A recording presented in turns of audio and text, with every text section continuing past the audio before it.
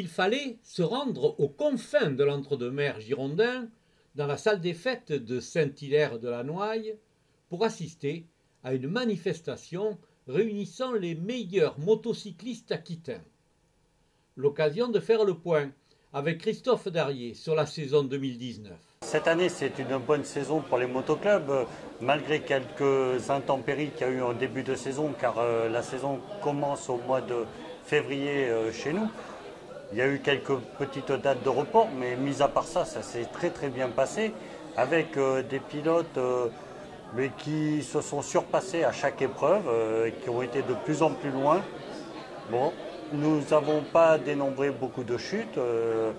Et globalement, la saison a été bénéfique pour les clubs, malgré que selon les épreuves, les spectateurs ne sont pas trop au rendez-vous, mais bon.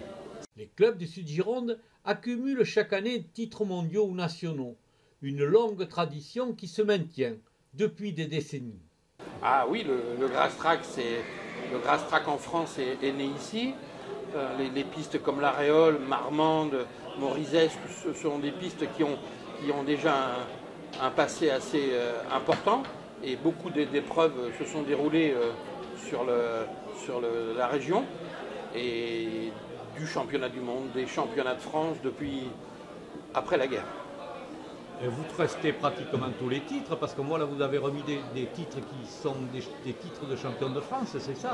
Absolument. Il y a des coupes partout, ça veut dire qu'il y a une qualité de pratique qui est assez intéressante ici.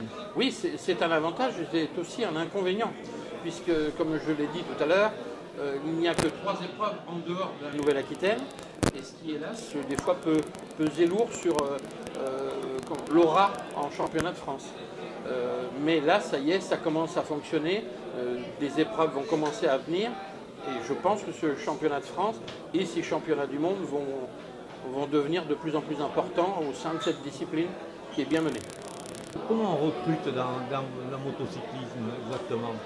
Effectivement, on revoit à 60% les enfants de pilotes qui ont arrêté, mais il y a aussi, comme il y a des écoles l'école de Laurence Embarré, l'école de la Fédération française de moto, qui a fait beaucoup d'émules, puisque ça faisait 2 ans que je n'étais pas venu, et on voit de nouvelles têtes, donc ça c'est très agréable. À partir de quel âge on peut monter sur une moto? Alors en compétition, à partir de 7 ans, mais après au sein de formation, un peu plus tôt bien entendu. Mais les enfants qui aiment ça, automatiquement veulent goûter à la compétition, se mesurer avec tout le monde. Si on vous obligeait maintenant à faire des compétitions avec des motos électriques, ça n'aurait pas le même impact? Il y en a. En fait, le seul problème, c'est que, encore dans cette discipline, il n'y a pas beaucoup de bruit, puisque le bruit a été vraiment réduit depuis de nombreuses années.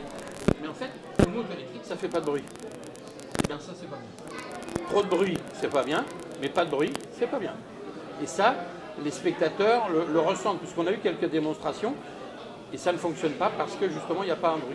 Et je sais que les fabricants sont en train de mettre en œuvre un bruit qui serait raisonnable et qui participerait à la puissance de la moto.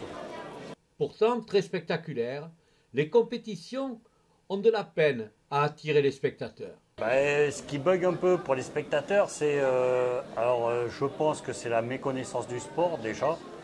C'est beaucoup cantonné en Sud-Gironde. Il faudrait que les Bordelais soient un peu plus friands de ce genre de sport, de sensations fortes. Malheureusement, je pense que c'est un problème de communication. Mais bon, nous sommes en partie responsables, que ce soit au niveau de la Fédération française de moto, comme au niveau de la Ligue. Est-ce que nos supports com sont adéquats? Je ne suis pas sûr.